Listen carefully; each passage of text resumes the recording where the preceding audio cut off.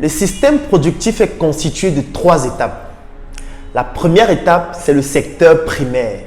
Le secteur primaire comporte tout ce qui est extraction de la matière première, notamment dans le domaine des mines par exemple, ou alors production de la matière première, notamment dans le domaine de l'agriculture. Si vous observez un pays comme le Cameroun, vous allez vous rendre compte que dans le secteur primaire, il y a 2 catégories encore. Parce qu'il y a le secteur primaire artisanal et le secteur primaire industriel. Dans le secteur primaire artisanal, on retrouve beaucoup plus les Camerounais parce que vous allez très rarement trouver une exploitation agricole détenue par un Camerounais qui emploie plus de 500 personnes. Si vous observez les exploitations agricoles industrielles, vous allez vous rendre compte que ce sont des exploitations qui appartiennent en général ou plutôt en majorité à des Occidentaux. La deuxième partie du système productif, c'est le secteur secondaire. Là, nous avons un début de transformation qui peut aboutir à un produit transformé de manière primaire ou alors à un produit manufacturé. Nous pouvons par exemple prendre une matière première comme le cacao que nous allons transformer en beurre de cacao. Ça, c'est une première transformation. Et le beurre de cacao pourra être transformé de manière secondaire pour obtenir un produit manufacturé, comme par exemple un lait corporel que vous utilisez pour vous oindre.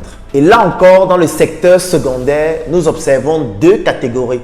Nous avons le secteur secondaire artisanal et le secteur secondaire industriel. Et même dans le secteur secondaire, nous avons 2 catégories.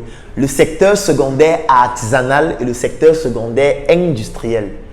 Ce qu'il faut savoir, c'est que le secteur secondaire, c'est le début de l'industrialisation. Lorsqu'on passe d'une matière première qu'on a obtenue dans le secteur primaire pour la transformer dans le secteur secondaire, nous sommes déjà dans un processus d'industrialisation. Sauf que dans ce processus d'industrialisation, nous avons encore 2 catégories. Nous avons ceux qui font de l'industrie artisanale, qui représentent globalement les Camerounais. Si je prends le cas du Cameroun, vous allez très rarement voir une industrie détenue par un Camerounais qui emploie plus de 500 personnes. Par contre, l'industrie industrielle, et là vous allez m'excuser pour la tautologie, c'est parce que sur le plan du développement et sur le plan de la structuration, les entreprises industrielles qui industrialisent leur processus de production réellement, ce sont les entreprises occidentales. Donc même dans le secteur secondaire, nous sommes dans l'artisanat et les autres sont dans le domaine industriel. Et la 3e étape du système productif, c'est le secteur tertiaire. Et là encore, nous avons le secteur tertiaire artisanal que les Camerounais font avec leurs petites boutiques, leurs petits shopping qu'ils essayent de se battre pour développer. Et nous avons le secteur tertiaire industriel. Parce que ce qu'il faut savoir, c'est que le secteur tertiaire, c'est la distribution. C'est là où nous retrouvons les grandes enceintes de distribution. Et dans ces grandes enceintes, vous allez très peu rencontrer des entreprises camerounaises qui emploient plus de 500 personnes. La plupart des entreprises qui font dans la distribution sont contrôlées aussi par des étrangers. Nous pouvons bien sûr saluer certains entrepreneurs locaux dans le cas du Cameroun qui excellent dans ce domaine d'activité, mais nous pouvons aussi remarquer que de plus en plus, il y a des grandes enceintes occidentales, des grands supermarchés occidentaux qui s'installent au Cameroun. Ce qu'il faut savoir, c'est que la crainte que vous devez avoir, ce n'est pas de ces supermarchés, non. Vous ne devez même pas avoir peur de ces supermarchés parce que ces supermarchés, c'est la partie visible de l'iceberg. Ces supermarchés sont en train de préparer le terrain aux grands majors qui vont arriver de manière brutale. Parce qu'en réalité, ces supermarchés sont en train de préparer le chemin.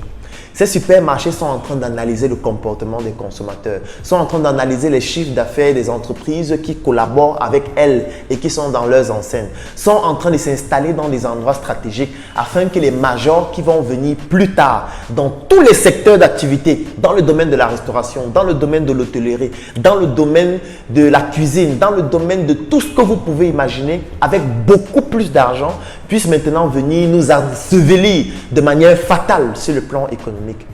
Et vous pouvez vous imaginer que vous n'avez pas plus d'argent qu'eux, vous n'avez pas plus de lobbying qu'eux parce qu'eux, ils peuvent directement rencontrer le président de la République de n'importe quel pays d'Afrique alors que vous n'avez pas le lobbying nécessaire pour le faire. Donc la seule chose sur laquelle vous pouvez compter pour résister à ces majors qui arrivent, c'est la communauté. Si vous ne développez pas une communauté très forte qui soutient votre produit ou votre service ou vos enseignes ou vos entreprises, vous allez disparaître dans quelques mois ou dans quelques années.